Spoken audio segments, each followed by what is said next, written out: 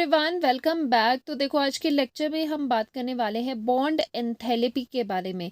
Last lecture में हमने other bond parameters के बारे में बात करी थी, जो थे bond length and bond angle. वो दो भी क्या कहलाते हैं? बॉन्ड पैरामीटर ही कहलाते हैं। तो third one is bond enthalpy. अब इसका दूसरा नेम है बॉन्ड डिसोसिएशन एनर्जी। तो देखो, नेम से ही आपको पता चल रहा है, वो एनर्जी जो कि रिक्वायर्ड है टू ब्रेक अ बॉन्ड। मान लो ये बॉन्ड है, तो बॉन्ड को तोड़ने के लिए एनर्जी आपको देनी पड़ेगी, एनर्जी की रिक्वायरमेंट है, तो ये एनर्जी देनी पड़ रही है इस पर्टिकुलर बॉन्ड को तोड़ने के लिए। तो बॉन्ड एंथैल्पी का दूसरा नेम होता है बॉन्ड डिसोसिएशन एनर्जी। ठीक है, तो ये तो आपको चीज़ समझ आ गई कि बॉन्ड एंथैल्पी क्या होती है। तो इसका डेफिनेशन भी अब समझ आ जाएगा। सो डेफिनेशन क्या है? Amount of energy, bond enthalpy क्या है? Amount of energy required to break 1 mole of bonds of a particular type. कोई एक पर्टिकुलर टाइप, या तो वो डबल भी हो सकता है, ट्रिपल भी हो सकता है, या सिंगल भी हो सकता है। ठीक है, उस पर्टिकुलर बॉन्ड को तोड़ने के लिए जितनी अमाउंट ऑफ एनर्जी रिक्वायर्ड है, उसे ही कहा जाता है bond enthalpy. So 1 mole of bonds of a particular type between two atoms in a gaseous state is known as bond enthalpy. Very simple. Just आपको bond enthalpy क्या होता है उसका दूसरा नाम याद रख लो, bond dissociation energy। उसी से ही डेफिनेशन इजीली बन जाती है। ठीक है, अब बात आती है यूनिट की। देखो, जो बॉन्ड एंथैल्पी है उसके यूनिट होते हैं किलो जूल पर मोल। अब यहाँ पर भी ध्यान से देखो, यहाँ पर क्या लिखा है?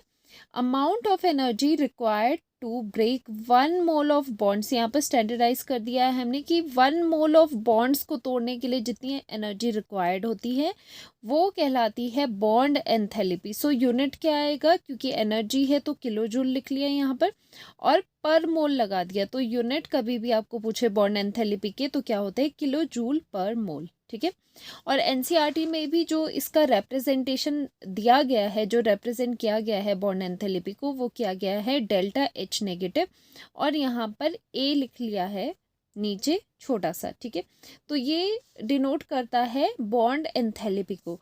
अब मैं आपको एग्जांपल करवाऊंगी। जैसे हाइड्रोजन मॉलिक्यूल है, हाइड्रोजन मॉलिक्यूल गैसियस स्टेट में है। ठीक है, क्योंकि हमने यहाँ पर बोला है energy required to break 1 mole of bonds of a particular type between two atoms in a gaseous state, जब वो गैसियस स्टेट में होगा। ठीक है, तो यहाँ पर हमने हाइड्रोजन का एक मॉलिक्यूल लिया है H2, और H2 कैसा होता है?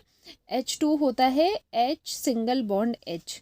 ठीक है, ये हाइड्रोजन का हमने क्या किया है? 1 मॉलिक्यूल लिया है यहाँ पर गैसियस स्टेट में।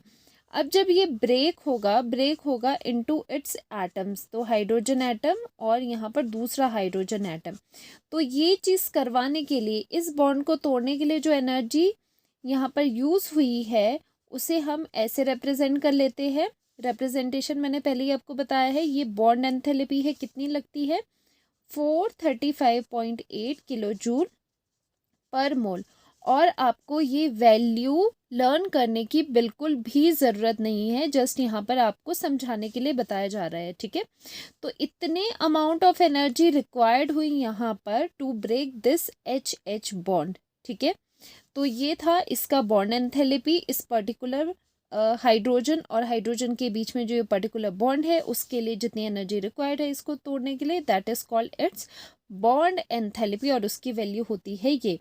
वैसे ही अगर आप ऑक्सीजन का मॉलिक्यूल ले ले और उसे ब्रेक करे ऑक्सीजन एटम्स में, ठीक है, तो उसके लिए जो ये डेटा था वो कितना आया, ज़रा देखना इसे ध्यान से।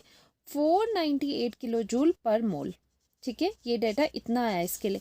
वैसे ही जो नाइट्रोजन का हमने गैसियस मॉलिक्यूल लिया, उसके एटम्स में तोड़ने के लिए, दैट मीन्स वो बॉन्ड तोड़ने के लिए जो एनर्जी रिक्वायर्ड हुई वो थी 946.0 किलो जूल पर मोल। ठीक है, अब ध्यान से देखो, यहाँ पर आपको क्या समझ आ रहा है? ये देखो कि एच बॉन्ड तोड़ने के लिए कम एनर्जी रिक्वायर्ड है, और O2 का बॉन्ड तोड़ने के लिए थोड़ी ज़्यादा रिक्वायर्ड है, और नाइट्रोजन का बॉन्ड ब्रेक करने के लिए आपको काफ़ी ज़्यादा अमाउंट ऑफ एनर्जी की रिक्वायरमेंट है। अगर हम इसे अंदर ज़रा जूम इन करके देखें तो हाइड्रोजन मॉलिक्यूल में सिंगल बॉन्ड होता है, और ऑक्सीजन मॉलिक्यूल में दो ऑक्सीजन एटम के बीच में दो बॉन्ड्स प्रेजेंट होते हैं, और नाइट्रोजन में N2 में ट्रिपल बॉन्ड आता है। तो देखो यहाँ से क्या पता चल रहा है, जैसे ही नंबर ऑफ बॉन्ड्स इंक्रीज हो रहे हैं वैसे ही आपके बॉन्ड एंथैल्पी इंक्रीज हो रही है। यहाँ पर ट्रिपल बॉन्ड है इसीलिए यहाँ पर ज़्यादा एनर्जी देनी पड़ रही है ताकि ये 3 बॉन्ड्स टूटे।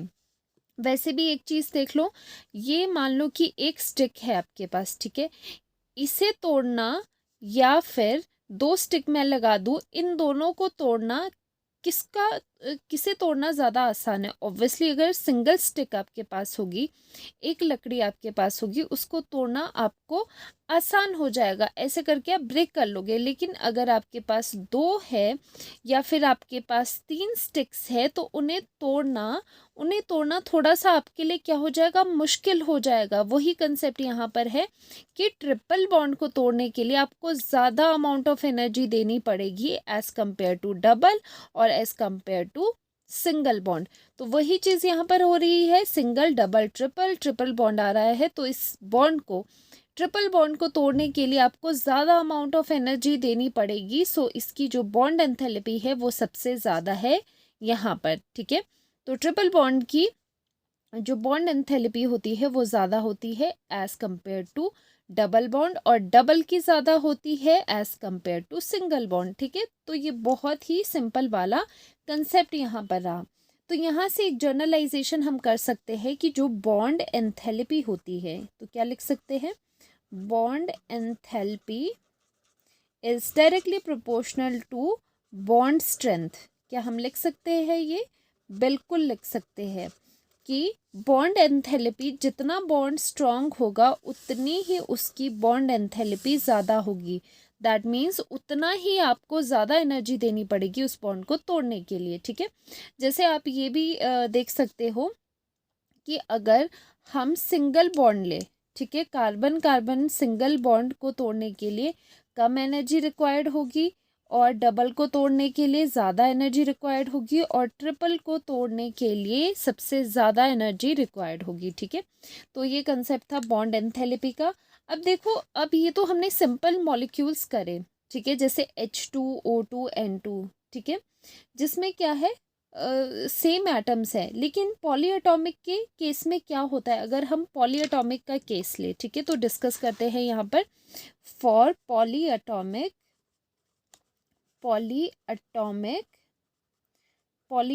मॉलिक्यूल्स, यहाँ पर क्या था, ये तो ओनली डायटॉमिक है और वो भी सेम वाला। लेकिन अगर पॉलीएटॉमिक मॉलिक्यूल्स आ जाए लाइक वाटर, मान लो वाटर का केस लेते हैं, पॉलीएटॉमिक का मतलब होता है कि उसमें बहुत सारे एटम्स प्रेजेंट हैं।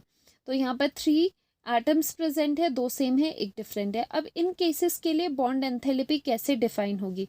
बिकॉज अगर आप वाटर का स्ट्रक्चर इस तरह से देखो तो उसमें 2 OH बॉन्ड है, 2 OH बॉन्ड्स हैं, ठीक है।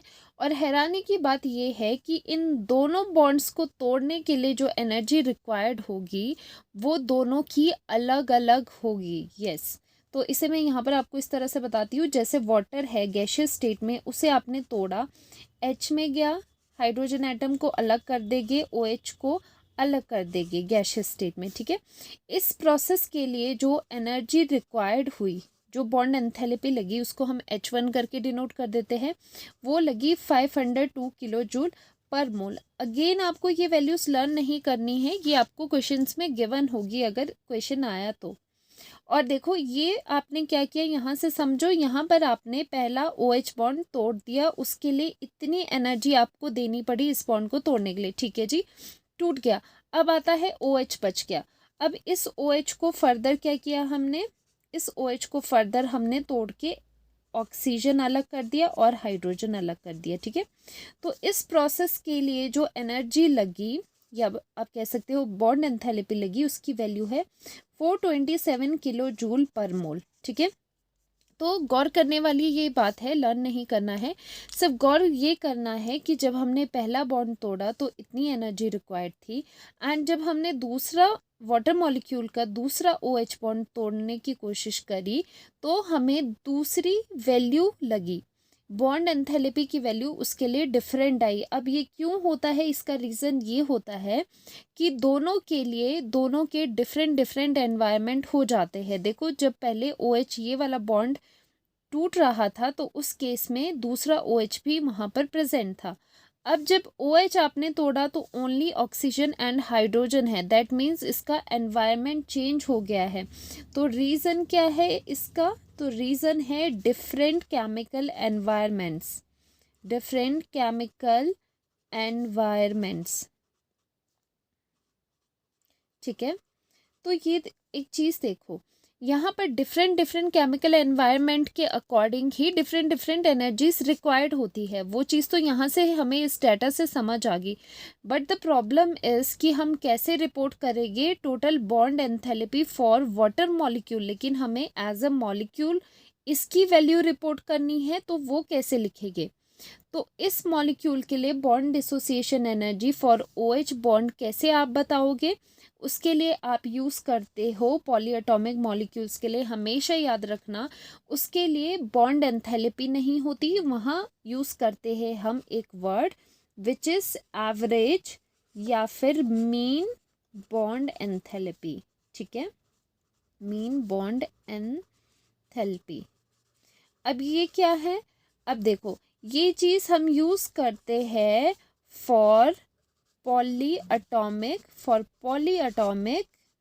मॉलिक्यूल, फॉर पॉलीएटॉमिक मॉलिक्यूल्स, क्योंकि उसमें क्या होता है, उसमें वैल्यू सेम नहीं होती, डिफरेंट डिफरेंट बॉन्ड्स के लिए डिफरेंट बॉन्ड एंथैल्पीज होती है। इसीलिए एज ए होल अगर मॉलिक्यूल का आपको बॉन्ड एंथैल्पी रिपोर्ट करना है तो आपको उसका एवरेज लेना पड़ता है, या फिर ये कहो कि आपको उसका मीन लेना होता है। तो पॉलीएटॉमिक मॉलिक्यूल्स के लिए ये वैल्यू कैसे आती है, अगर हम एवरेज बॉन्ड एंथैल्पी लिखे वो कैसे आती है, वो आती है टोटल बॉन्ड डिसोसिएशन एनर्जी। ठीक है, मैं शॉर्ट में लिख रही हूँ, total bond dissociation energy divided by number of bonds broken. ठीक है, जितने बॉन्ड्स टूट रहे हैं उससे डिवाइड कर लेना। फॉर वाटर के केस के लिए, अगर हम वाटर का केस देखें, वाटर के केस के लिए अगर हम एवरेज बॉन्ड एंथैल्पी निकालें तो कैसे निकालेंगे, average bond enthalpy for water molecule कैसे निकालोगे, टोटल बॉन्ड एंथैल्पी क्या होगी, जो बॉन्ड एंथैल्पी फर्स्ट है एंड सेकंड है दोनों को प्लस कर देंगे, 502 प्लस 427 किलो जूल पर मोल divided by number of bonds broken. कितने बॉन्ड्स टूट रहे हैं वाटर मॉलिक्यूल में, 1 and 2 बॉन्ड्स यहाँ पर ब्रेक हो रहे हैं, सो डिवाइडेड बाय 2 और यह आ जाता है 464.5 किलो जूल पर मोल। अब इसे क्या कहेंगे, ये है average bond enthalpy for water molecule. ठीक है, तो देखो पॉलीएटॉमिक मॉलिक्यूल्स में सिंपल सी बात है, उसमें क्या होते हैं, बहुत सारे बॉन्ड्स होते हैं, पॉलीएटॉमिक है तो उसमें क्या होता है, जो बॉन्ड्स है उनकी डिफरेंट डिफरेंट अपनी अपनी एंथैल्पीज होती है, बेशक ये सेम ही क्यों ना हो। जैसे यहाँ पर OH है, ये भी OH है, लेकिन फिर भी दोनों को तोड़ने के लिए जितनी एनर्जी रिक्वायर्ड है दैट इज बॉन्ड एंथैल्पी, वो दोनों केसेस के लिए डिफरेंट डिफरेंट है। तो पॉलीएटॉमिक मॉलिक्यूल्स के लिए we use average bond enthalpy या फिर मीन बॉन्ड एंथैल्पी, तो हम एक एवरेज निकाल देते हैं। जैसे ये 2 वैल्यूज़ है तो इन 2 वैल्यूज़ का हम एवरेज निकाल के ये वाला आंसर रिपोर्ट करते हैं कि ये है average bond enthalpy for a polyatomic molecule like water के लिए। वैसे ही बाकी मॉलिक्यूल्स के लिए भी ये निकाली जा सकती है, वहाँ पर आपको ये चीज़ें गिवन होगी। ये आपको वैल्यूज़ लर्न करने की कोई भी ज़रूरत नहीं है, ये आपको कोई भी पूछने नहीं वाला। ठीक है, वैसे ही मैं एक और एग्जांपल आपको देती हूँ, जैसे इथेनॉल की हम बात करते हैं, इथेनॉल एंड वाटर, जैसे C2H5OH इज इथेनॉल। देखो यहाँ पर भी OH है एंड वाटर में भी आपको पता ही है कि OH बॉन्ड है।